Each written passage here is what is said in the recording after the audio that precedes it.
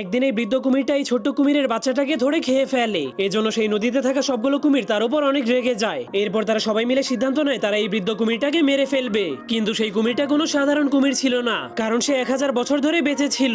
এজন্য তার চামড়া লোহার চাইতেও বেশি শক্ত হয়ে গিয়েছিল।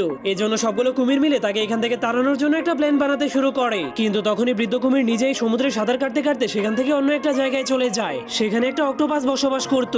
সেই অক্টোপাস নিজের জীবন বাঁচানোর জন্য প্রতিদিনই সেই বৃদ্ধ কুমিরের জন্য মাছ শিকার করে আনতো। কিন্তু রাত হলেই সেই কুমিরের প্রচন্ড ক্ষুধা লাগার কারণে সে ঘুমাতেই পারতো না। এজন্য সে ওই ঘুমন্ত অক্টোপাসের একটা পাকেই খেয়ে ফেলে। এরপরের দিন সকালে সেই অক্টোপাস কিছুই বুঝতে পারেনি। এজন্য সে আবার ওই কুমিরের জন্য মাছ ধরতে সমুদ্রে চলে যায়। কিন্তু রাত হলেই সেই কুমির অক্টোপাসের আবারও একটা পা খেয়ে ফেলে। কিন্তু তবুও অক্টোপাসটা কুমিরকে কোনো সন্দেহ করেনি। এরপর ধীরে ধীরে কুমিরটা অক্টোপাসের সবগুলো পাকেই খেয়ে ফেলেছিল। এজন্য অক্টোপাসটার কাছে এখন আর মাছ ধরার জন্য কোনো পাই ছিল না। এজন্য বৃদ্ধ কুমিরটা সেই পুরো অক্টোপাসটাকেই খেয়ে ফেলে। এজন্য কুমিরটা আবারও তার পুরনো জায়গাতে চলে